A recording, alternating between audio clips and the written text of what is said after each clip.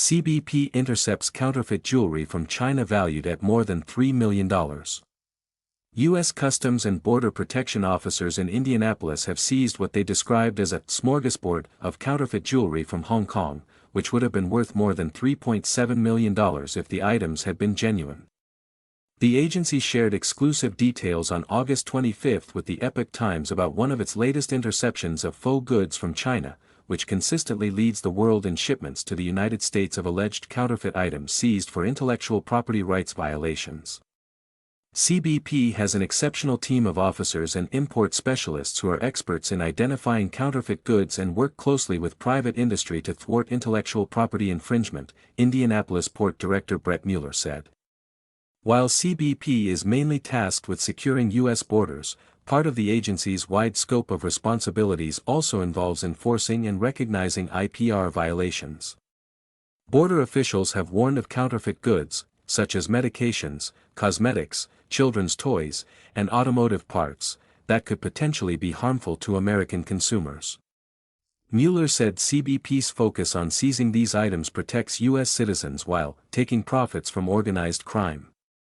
This latest seizure from August 18 was discovered at Indianapolis's express consignment facility. Agents pulled a shipment from Hong Kong bound for a residence in Georgia for closer inspection and discovered 875 pieces of counterfeit jewelry, including earrings, necklaces, and bracelets, as well as 5 designer handbags. CBP and trade experts deemed the items inauthentic. They bore several popular designer trademarks, including Louis Vuitton, Chanel, Versace, Gucci, Tiffany & Company, Cartier, and Van Cleef & Arpels, CBP said. Photos of the counterfeit jewelry provided to the Epoch Times appeared to show a Versace bracelet, a gold Cartier bracelet, and silver Cartier earrings.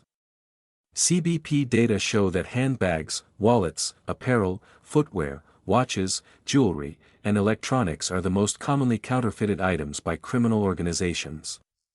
These fake versions are often sold to American consumers in online marketplaces and flea markets, according to the agency. Not only are counterfeit goods produced in unregulated and potentially exploitative environments in foreign countries, but the profits from their sales provide a funding stream to organized crime, the agency noted.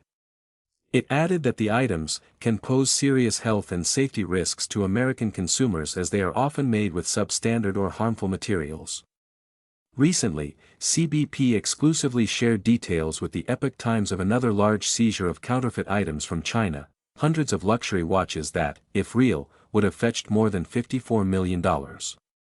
Profits from counterfeit items are among the most lucrative revenue streams for transnational criminal groups, CBP said, which regularly track online trends while sidestepping legitimate U.S. businesses.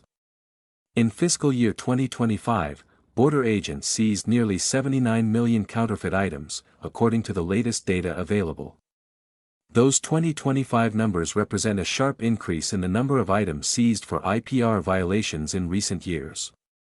In fiscal year 2022, the total number of counterfeit goods seized was less than half, at 24.8 million. The total manufacturer's suggested retail price, or the true price of a genuine item, has also more than doubled. The amount in fiscal year 2021 was $3.3 billion.